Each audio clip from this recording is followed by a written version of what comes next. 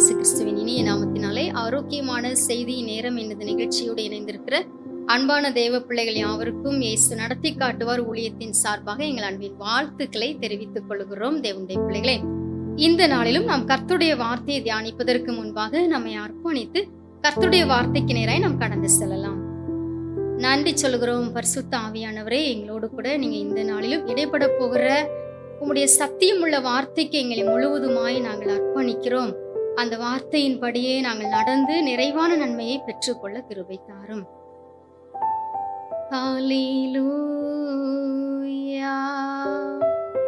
வழியும் அவரே, சத்தியமும் அவரே, ஜீவனும் அவரே, என் தேவனும் அவரே. வழியும் அவரே, சத்தியமும் அவரே, ஜீவனும் அவரே, என் தேவனும் அவரே.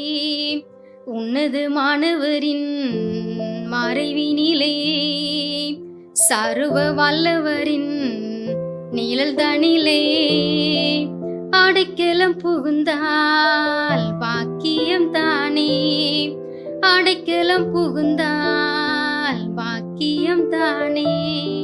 இயேசுவின் நாமத்தில் ஜெபிக்கிறோம் எங்கள் நல்ல பிதாவே, ஆமென், ஆமென்.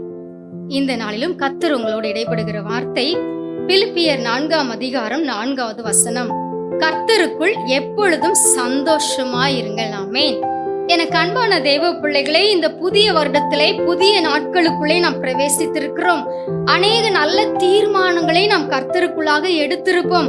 அந்த தீர்மானங்களை எல்லாம் நிறைவேற்ற விடாமல் போராடுகிற எல்லா பிசாசினுடைய வல்லமைகள், மனுஷ வல்லமைகள் எல்லாவற்றுக்குமே கர்த்தர் நம்மை விலக்கி கண்டிப்பாக அவர் பாதுகாப்பார். எப்பொழுது? எல்லா சூழ்நிலையிலுமே கிறிஸ்துவுக்கு நாம் மகிமையை செலுத்தி கொண்டே சந்தோஷமாய் இருக்க வேண்டும் என்று சொல்லி இந்த ஆண்டிலே தேவன் நம்மிடத்துல எதிர்பார்க்கிறார். அனுதின வாழ்க்கையிலே வருகிற வித்தியாசமான எதிர்மறையான சூழ்நிலைகளை கண்டு நாம் பயந்து போய் பின்மாற்றம் அடைந்துவிடக் கூடாது. விசுவாச குறைவும் நம்மிடத்திலே வரக்கூடாது. தேவ பிள்ளைகளே, எல்லாவற்றையுமே நன்றாய் செய்கிறவர் நம் பரம தகப்பன் இயேசு. நாம் அதை நன்றாய் அறிந்திருக்கிறோம். அதனால எல்லா சூழ்நிலையிலுமே இந்த ஆண்டு உங்களோடு கூட அவர் இருந்து உங்களை சிறப்பாய் நடத்துவார் என்று சொல்லி நீங்கள் முழுவதுமாய் நீங்க நம்ப போறீங்க. ஒரே ஒரு காரியம் நீங்க செய்ய போறீங்க. நீங்க கர்த்தருக்குள் எடுத்த தீர்மானங்களை எந்த ஒரு மனிதர்களிடமும் போய் நீங்க ஷேர் பண்ண வேண்டாம். அது தேவனுக்கும் உங்களுக்கும் உள்ள ஒரு ரகசிய ஐக்கியமா இருக்க வேண்டும். தேவ பிள்ளைகளே, தீர்மானங்களை நிறைவேற்ற வேண்டிய தேவ ஞானத்தையும் தேவ பலனையும் கண்டிப்பாக அவர் தந்து சிறப்பாய் உங்களை நடத்த போகிறார். நீங்களே எப்பவும் மன நிறைவோடு கர்த்தருக்குள்ள சந்தோஷமா இருக்க முடியும். அப்போஸ்தலர் 5ஆம் அதிகாரம் 19ஆம் வசனத்திலே சொல்லப்பட்டிருக்கிறது, இயேசுவின் நாமத்திற்காக சிறைச்சாலையில் அடைக்கப்பட்டிருந்த சீஷர்களை தேவதூதன் வெளியே கொண்டு வந்து விட்டார். ஆமென். சீஷர்கள் அன்றைக்கு அந்த சூழ்நிலையை கண்டு பயந்து விடவில்லை, பயந்து ஓடவும் இல்லை. தைரியமாக தேவாலயத்திலே அவங்க பிரசங்கம் பண்ணினாங்க.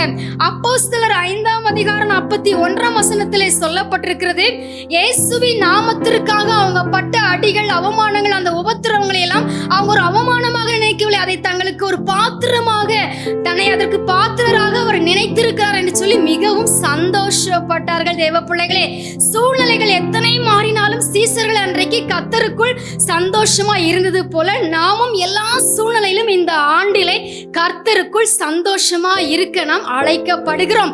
கர்த்தருக்குள் மகிழ்ச்சியா இருப்பதே உங்கள் பலன். ஆமென். ஜீவனுள்ள தேவனுடைய பிள்ளைகளாகிய நாம் சூழ்நிலையை கண்டு பயந்து போகாமல் அவர் மீது நம்பிக்கை வைத்து சந்தோஷமா இருக்கும்போது கண்டிப்பாக இந்த ஆண்டு உங்களோடு கூடவே இருந்து சமாதானத்தை கொடுத்து கண்டிப்பாக சிறப்பாய் நடத்தி ஆசீர்வதிக்க போகிறார். நாம் ஜெபிக்கலாம். நன்றி சொல்லுகிறோம் பரிசுத்த ஆவியானவரே, அன்றைக்கு உங்களுடைய சீஷர்கள் எத்தனை எதிர்மறையான சூழ்நிலைகள் வந்தாலும் பயந்து போகாமல் உம்முடைய நாமத்துக்காக பட்ட உபத்திரவங்களை சந்தோஷமாய் ஏற்றுக்கொண்டாங்கப்பா. எங்களுடைய வாழ்க்கையில வருகிற எதிர்மறையான சூழ்நிலைகளை கண்டு சோர்ந்து போகாதபடிக்கு உமக்குள் சந்தோஷமா இருந்த நிறைவான நன்மைகளை பெற்றுக்கொள்ள கிருபை தாரும். உம்முடைய பிள்ளைகளையும் குடும்பங்களையும் உம்முடைய கரத்திலே அர்ப்பணிக்கிறோம். இயேசுவின் நாமத்தில் ஜெபிக்கிறோம் எங்கள் நல்ல பிதாவே, ஆமென்.